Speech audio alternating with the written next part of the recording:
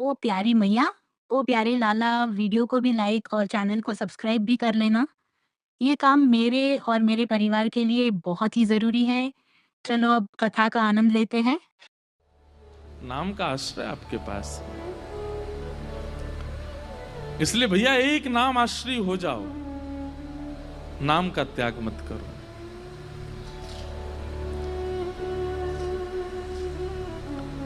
एक भगवान के परम भक्त थे केशवदास। क्या नाम था? केशवदास। तो श्री केशवदास जी का ऐसा चरित्र है कि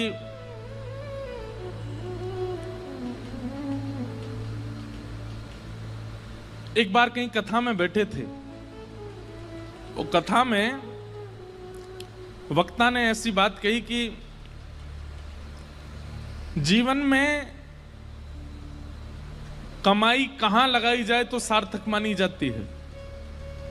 आपने जो भी कमाया, अगर परिवार में लगाया, घर में लगाया, पत्नी बच्चे परिवार सब में, देखो थोड़ा थोड़ा तो सब जगह लगाना ही पड़ता है, लेकिन फिर भी उसकी सार्थकता कब है? हमारे द्वारा कमाया गया धन वो ऐसी कौन सी जगह लगाया जाए कि उससे सार्थक माना जाए, ठाकुर जी प्रसन्नता मानी जाए।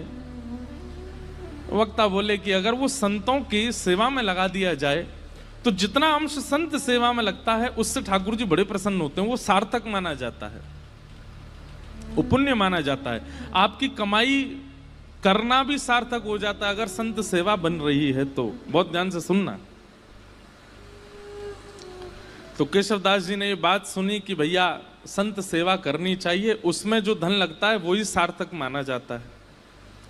अपनी पत्नी से कह दिया, देवी देखो हम जो भी कमाते हैं ना, उसका जो भी अंश ठाकुर जी कृपा करेंगे हम संत सेवा में उसको प्रस्तुत करेंगे, तुम राजी हो? पत्नी बोली हाँ हम राजी हैं।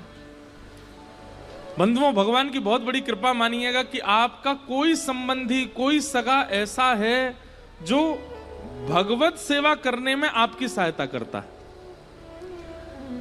उस मित्र को कभी मत छोड़िएगा जो कथा में लेके आता हो। उस मित्र का कभी त्याग मत करना जो वृंदावन लेके जाता हो। वो बहन सबसे अच्छी है जो ठाकुर जी की सेवा करवाती हो। वो भैया सबसे अच्छे हैं जो प्रवचन सुनवाते हों। वो माता पिता सबसे अच्छे हैं जो ठाकुर जी की सेवा की आज्ञा देते हों। वो पति सबसे अच्छा है जो गुरु सेवा में संग लग जाता हो। अगर इन भावों से कोई भी संबंधी आपका है, चाहे वो बुआ जी हैं, फूफा जी हैं, चाचा हैं, ताऊ जी हैं, पति है, मित्र है, उस संबंध का त्याग मत कीजिएगा। चाहे वो जीवन में आगे चल करके भले ही पद भ्रष्ट हो जाए तो भी उसका त्याग मत कीजिएगा। वो कभी आपको कथा में लेके गया था, उसकी वजह से आपको कथा मिली थी, इसलिए उसका त्याग मत करना। तो सबसे बड़ा संबंधी, सबसे श्रेष्ठ संबंधी है। तो कई बार पति भक्त होते हैं पर पत्नी का स्वभाव नहीं होता, और पत्नी भक्त होती है, पति का स्वभाव नहीं होता। दोनों विपरीत होते हैं तो बहुत मुश्किल होती है फिर। लेकिन केशवदास जी की जो पत्नी थी वो बिल्कुल योग्य थी। उसने कहा आपकी जैसी इच्छा, आप कहेंगे संत सेवा होनी चाहिए तो होगी। इतना धन नहीं कमाते थे, बहुत अल्प सी धन कमाते थे कि बस दिन रात भोजन हो जाए बस, लेकिन संत सेवा का प्रण ले लिया। एक बात मानेंगे हमारी, कथा में या गुरुजनों के द्वारा जब कोई बात ऐसी आप सुनते हैं जिसको सोच करके सुन के आपके मन में आता है ये मुझे करना चाहिए, लेकिन मैं कैसे करूं, मेरे पास व्यवस्था नहीं है। आप जब व्यवस्था को आगे रख करके किसी आज्ञा से पीछे हट जाते हैं तो बहुत बड़ी गलती करते हैं। कोई आज्ञा ऐसी हुई, कोई बात ऐसी कथा में सुनी या गुरुजनों से सुनी, वो बात सुनकर के आपके मन में आया ये मुझे करना चाहिए, लेकिन मेरे यहां व्यवस्था नहीं है। व्यवस्था का विचार ही मत करो। जैसे ही आपको लगा कि ये मुझे करना चाहिए, आप करने लग जाओ।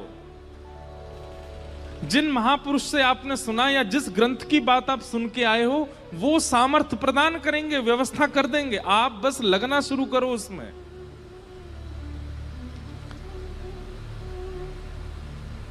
छोटा सा बच्चा स्कूल जाता है और किताब के अक्षरों को देख करके रोने लग गया। क्यों? वे क्या कीड़े मकोड़े से हैं, मुझे तो पढ़ ही नहीं जा रहे ये। मैं कैसे अपने पिता की तरह बनूंगा, मैं कैसे अपने चाचा की तरह बनूंगा, ये तो मुझसे पढ़ने में ही नहीं आ रहे। अरे भाई प्रयास तो कर, तो प्रयास करेगा तो धीरे धीरे समझ में आने लगेंगे। हम लोग हिंदू हैं, अगर अभी हिंदी अक्षर के 1 2 3 4 5 6 प्रकट कर दिए जाएं तो हमसे पढ़े नहीं जाएंगे, वो अक्षर भी हमें समझ में आने वाले नहीं है। प्रयास करेंगे तो सब समझ में आता है। इसलिए कभी कोई आज्ञा ऐसी आप सुनते हैं और उसके प्रति आपका भाव बनता है कि ये मुझे करना चाहिए। मान लीजिए किसी महापुरुष की वाणी से आपने सुना कि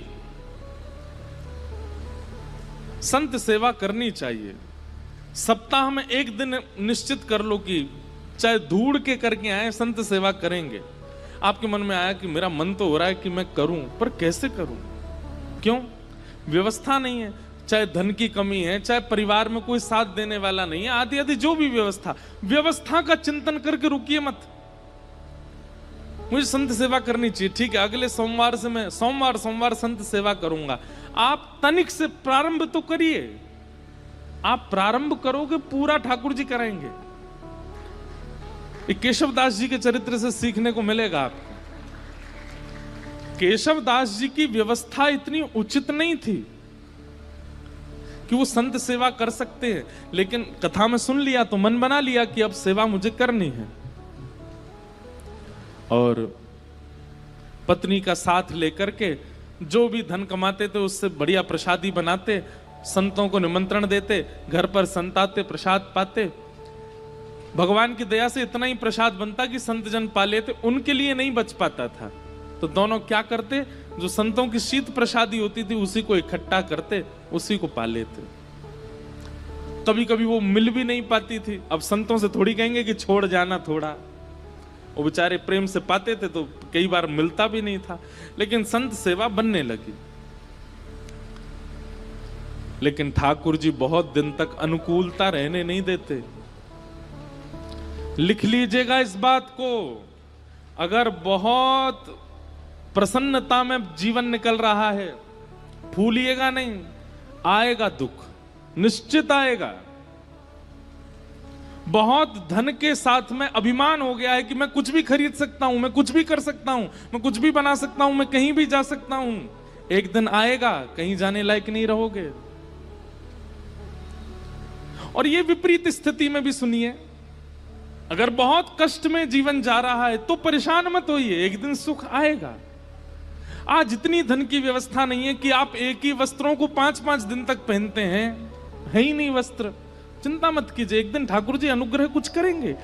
एक स्थिति कांस्टेंट किसी की नहीं रह सकती, परिवर्तन तो होता है, चाहे वो वैष्णव हो चाहे वो संसारी हो।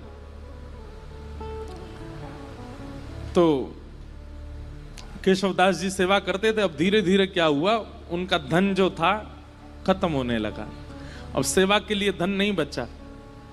उन्होंने कर्जा लेने का मन बनाया कि मैं कर्जा ले लेता हूं। संत सेवा नहीं छूटनी चाहिए। अब बेचारा कोई धनवान नहीं होता, सामान्य होता तो उसको कोई कर्जा भी नहीं देता।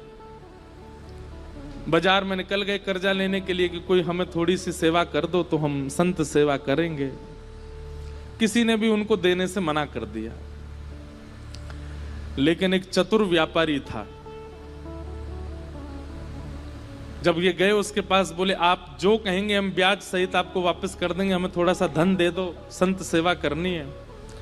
तो व्यापारी ने कहा ठीक है हम दे देंगे तुमको धन, लेकिन बदले में हमको ब्याज सहित धन नहीं चाहिए, एक सेवा कर दो हमारी। ये तो नाचने लगे, बोले आप जो कहोगे सो करूंगा। क्या करना है पूछा नहीं। हम आप सब लोग होते तो पूछते, भाई हम जितना धन ले रहे हैं उसके समान ही मेहनत करेंगे। बोले आप धन दे दीजिए, मैं संत सेवा कर रहा हूं, उसके बाद आ जाऊंगा, आप जो कहोगे करने को तैयार हूं। धन दे दिया, संत सेवा हो गई। संत सेवा करने के बाद पत्नी से कह दिया देखो अब अगले 1 हफ्ते के लिए हमारे पास में खूब संपत्ति आ गई है, अब तुम चिंता मत करो, संतों की सेवा पर मैं किसी को कर्जा चुकाने जा रहा हूं। तो कर्जा कैसे चुकाओगे, आप धन तो है नहीं। बोले वो सेवा करनी है, उसी से चुक जाएगा। एक भला आदमी मिल गया, उसने कहा कि पैसा मत लौटाना, सेवा कर देना। केशवदास जी लौट करके गए उसके पास, बोले भैया बताइए क्या सेवा करनी है? आप कहें तो बर्तन मांज दूं, झाड़ू लगा दूं, पोंछा कर दूं, पुताई कर दूं, क्या करना है आप बताओ। बोले हमारी एक जमीन है, वहां पर कुआं खोदना है।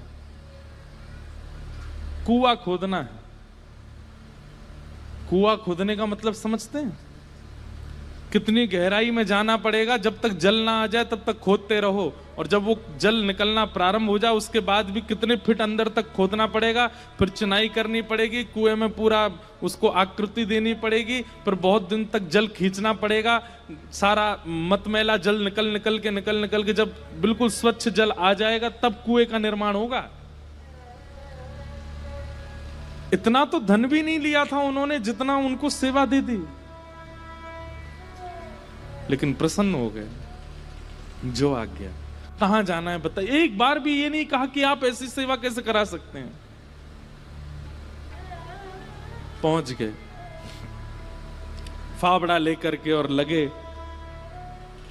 जैसे करते निकालते फेंकते करते मिट्टी, तो वो एक गति जैसी बन गई थी। फावड़े चलने की आवाज, मिट्टी भरने की आवाज, फिर उसको दूर फेंकने, उसकी जो वो धुन बन गई थी, उसमें इतना उनको सुख मिलने लगा था कि वो राम राम जपते हुए ये करते थे। और उन्होंने नियम लिया कि ये मैं अपनी संत सेवा चुका रहा हूं, किसी से लिए थे मैंने धन संत सेवा, वो चुका रहा हूं। मैं नियम रखूंगा कि मैं इस पूरे क्रियाकलाप में संसारी बात नहीं करूंगा, केवल राम राम बोलूंगा।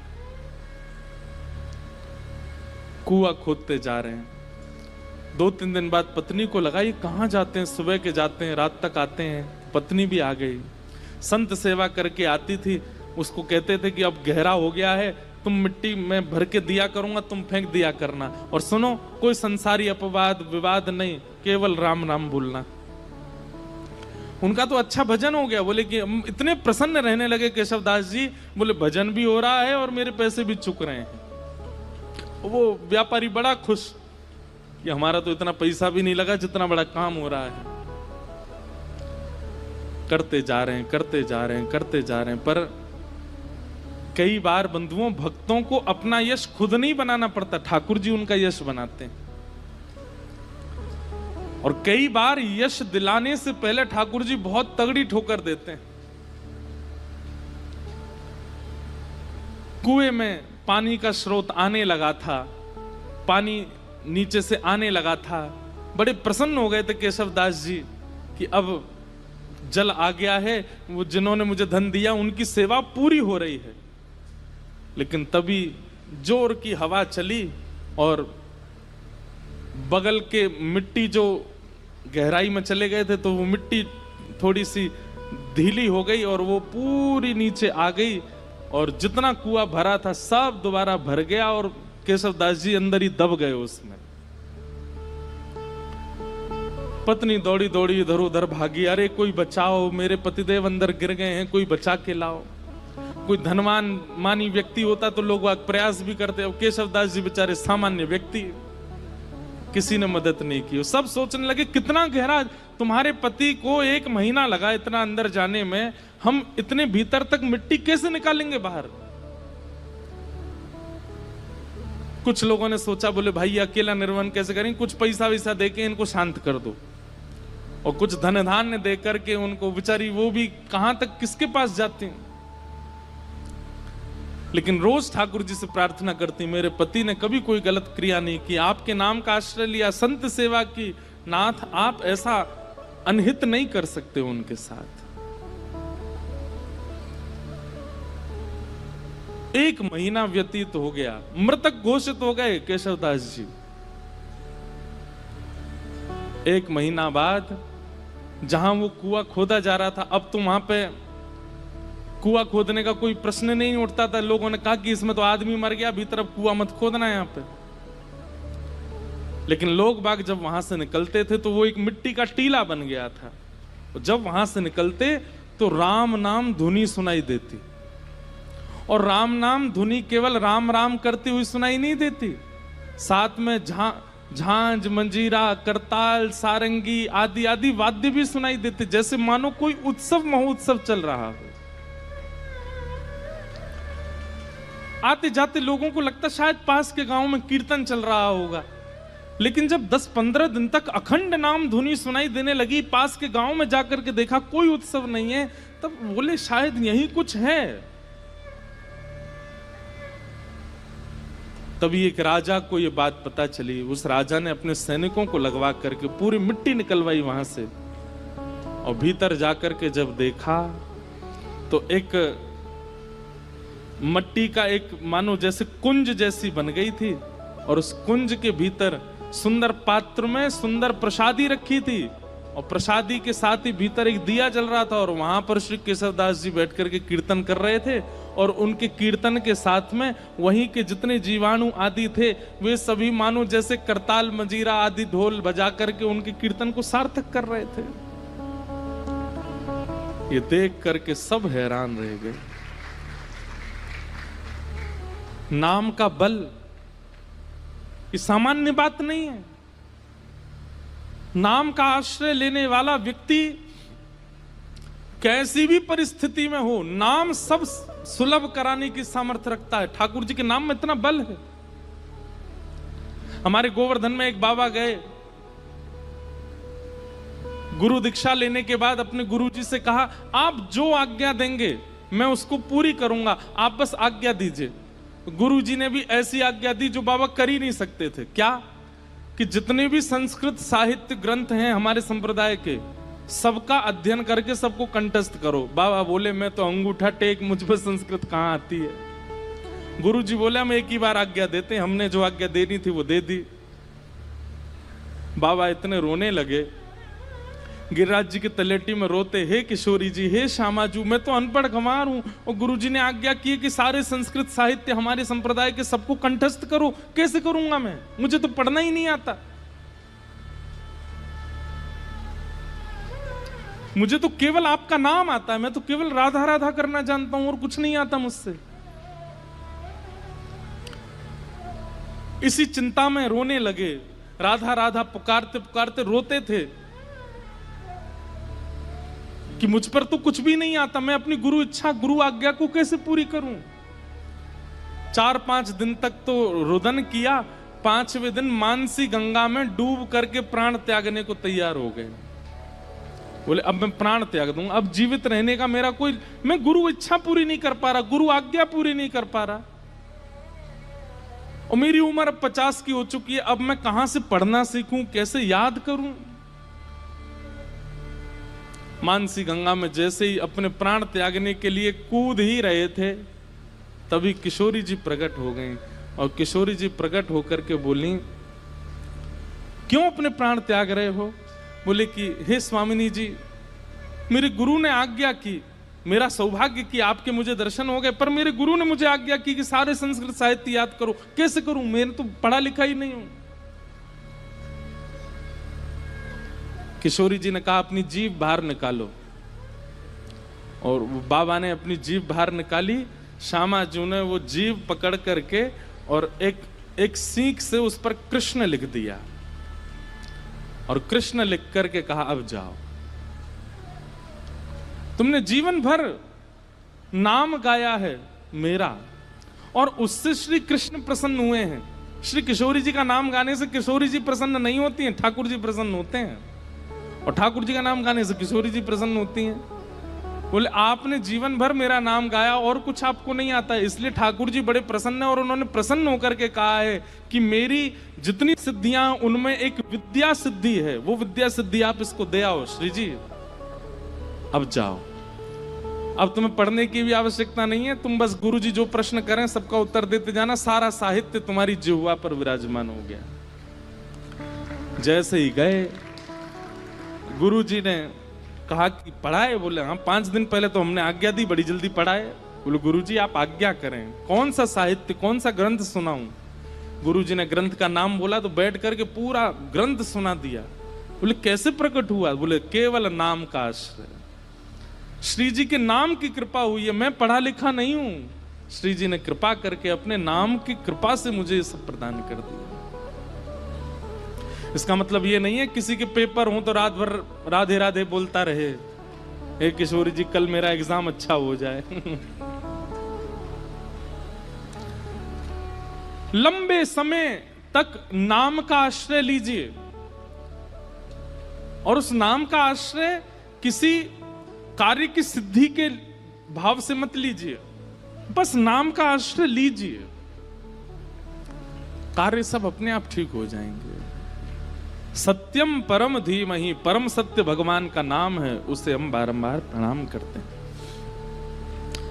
धर्म प्रोजित कई तवोत्र परमो निर्मत्सराणां सताम्, वैद्यं वास्तवमत्र वस्तु शिवदं तापत्रयोन्मूलनम्।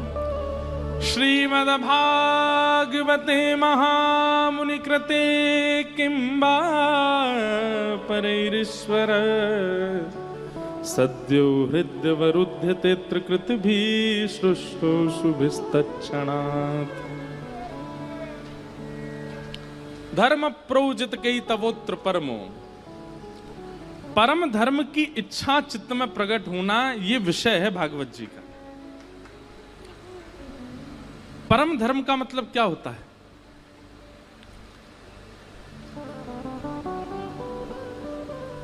परम धर्म का मतलब क्या है कि अब मैंने बहुत कमा लिया, बहुत खा लिया, बहुत कर लिया, बहुत सब कुछ करके देख लिया, अब मुझे एक ठौर चाहिए बस। एक प्रकार का ये परम धर्म है। धर्म क्या है? कमाने में निपुणता प्राप्त करना, घर परिवार को संभालने में निपुणता प्राप्त करना, बच्चों का ब्याह करना, पत्नी को संभालना, परिवार को संजोना, व्यापार भी उचित कर, ये सब धर्म के अंतर्गत आता है। पर परम धर्म का मतलब क्या है? अब इस देह का तो मैंने कल्याण कर लिया, अब आत्मा का कल्याण करना है, वो परम धर्म है। एक दिन ऐसी चेतना मन में प्रकट हो जाए कि बस अब इस आत्मा की सदगति मुझे देखनी है, कैसे होगी? अब मुझे एक आश्रय चाहिए। आपने सुना होगा प्राचीन काल की जितनी भी राजाओं की कथा सुनाते हैं व्यास मंच, सब में क्या कहते हैं? एक उम्र आने पर राजा वन को चले गए, राजा वन में जाकर के भजन करने लगे। पर आजकल कोई वन में नहीं जाता, वन ही नहीं बचे। आजकल कोई वन में नहीं जाता। लेकिन एक बात कहें, इस कलिकाल में वन श्री वृंदावन है। आपका मन जिस दिन वृंदावन की ओर बढ़ जाए, मन जिस दिन वृंदावन के अलावा और किसी को प्रायोरिटी ना देता हो, उस दिन समझ जाना कि बस यही हमारा वनवास है, यही हमारा वन गमन है। मन में और कोई इच्छा ना आवे वृंदावन के अलावा। बंधुओं, कभी कभी अपनी भक्ति ऐसे नापा कीजिए कि आपको ठाकुर जी और दूसरी तरफ संसार की कोई वस्तु रख दी जाती हो और एक चीज चुनने को कही जाती हो, फिर अपने मन को देखा करो कहां की तरफ आकर्षित हो रहा है। जैसे एक तरफ तो ठाकुर जी का राजभोग प्रसाद है और दूसरी तरफ पिज्जा है, बर्गर है, बढ़िया बढ़िया चीजें हैं संसारी जो ठाकुर जी को भोग नहीं लगी। अब अपने मन से पूछो, एकांत में किया करो, ये सबके सामने करोगे तो सबको पता चल जाएगा। और कई बार सबके सामने तो आप आडंबर भी कर सकते हो, जबरदस्ती प्रसाद ही पकड़ोगे। पर कभी कभी अपने आप से पूछिए कि आपका मन किस तरफ जा रहा है। आप नाम जप करते हैं, रोज तिलक लगाते हैं, कथाएं सुनते हैं, कभी कभी नाप तोल के देखा तो कीजिए कि भक्ति की स्थिति पहुंची कहां अभी। बहु व्यंजन एक तरफ रख दीजिए और ठाकुर जी का प्रसाद एक तरफ रखिए, और बिल्कुल बिना चीटिंग के देखो कहां की तरफ, किसकी सुगंधि की तरफ, किसके स्वरूप की तरफ जीव में पानी आ रहा है, मन जा रहा है। अगर वो संसारी वस्तु के प्रति हो रहा है तो फिर उसके बाद भजन में एक माला बढ़ा दो, थोड़ा सत्संग और बढ़ा दो। और यदि वो ठाकुर जी के प्रसाद की ओर भाग रहा है, बहु व्यंजन सामने रखें लेकिन मन में इच्छा ही प्रकट नहीं हुई, ठाकुर जी का प्रसाद प्रधान है, अब ये समझ जाओ कि हमारे गुरु की कृपा, हमारे भजन का प्रभाव, हमारी सत्संग, हमारे पुण्यों का प्रभाव, ठाकुर जी हमें प्रिय लग रहे हैं। अब प्रसन्न हो जाओ। स्थानों को रखो, एक तरफ अपॉर्चुनिटी है आपके पास कहीं विदेश जाने की, और एक तरफ अपॉर्चुनिटी है फ्री समय हम वृंदावन भी जा सकते हैं। कहां जाना चाहिए? लेकिन मन में विदेश का ही आएगा। यहां बोल रहे हो आप लोग, आप विदेश जाने के लिए पहले हां करोगे, वो वहां जाना है। कभी कभी ये नाप तोल करके देखा कीजिए कि कहां की तरफ रुझान ज्यादा है, और यदि वो रुझान भगवत सेवा के प्रति, भगवत वस्तुओं के प्रति बढ़ रहा है, तो इसका मतलब क्या है? आप परम धर्म के मार्ग पर अब निकल चुके हो, अब उसके प्रयास और ज्यादा कीजिए। अब ठाकुर जी ने चुन लिया है, अब इस मार्ग को और निपुणता से इस मार्ग पर आगे बढ़िए। धर्म प्रौजत कई तवोत्र परमो निर्मत सराणाम सता।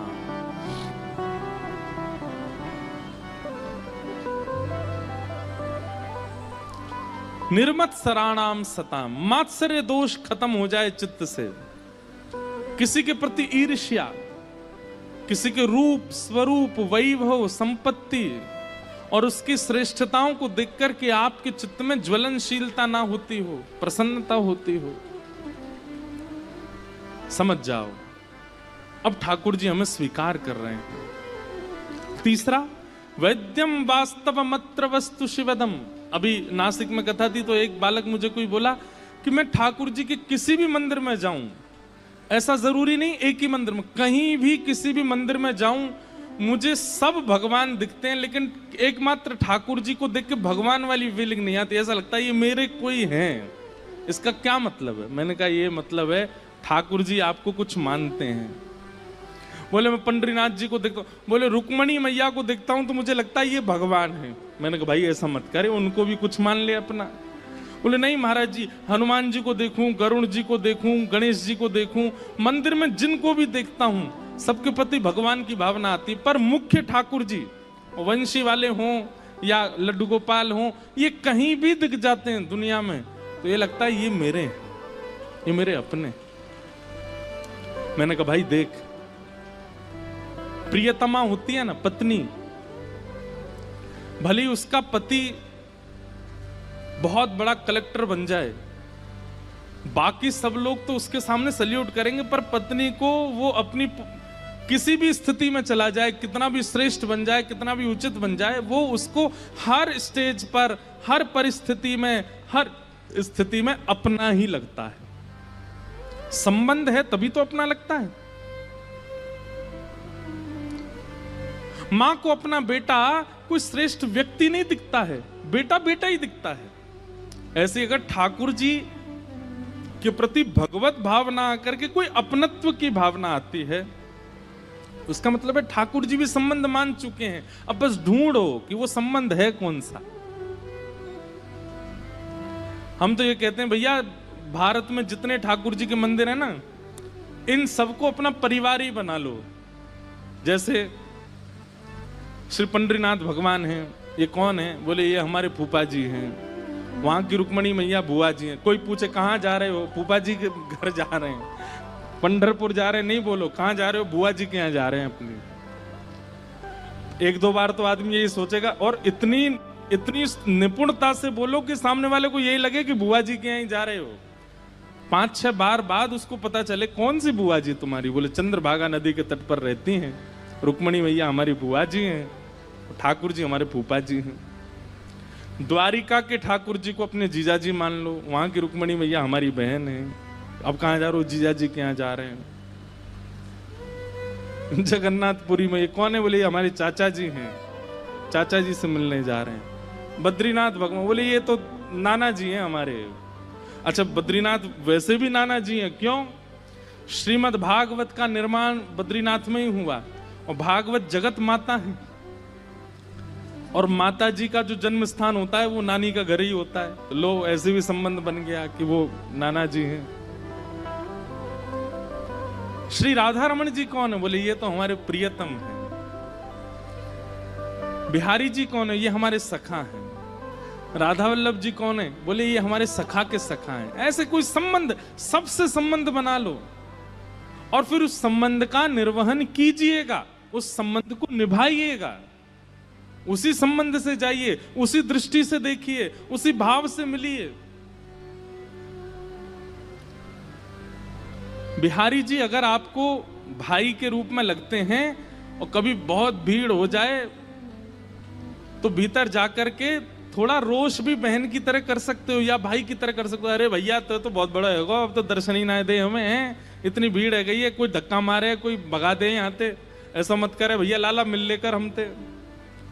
ठाकुर जी अनुग्रह करेंगे, ठाकुर जी कृपा करेंगे। आप संबंध मानिए, ये बात कोई मनगणंत नहीं है, ये भगवत वाणी है। वैद्यम ओ प्यारी मैया, ओ प्यारे लाला, वीडियो को भी लाइक और चैनल को सब्सक्राइब भी कर लेना। ये काम मेरे और मेरे परिवार के लिए बहुत ही ज़रूरी है।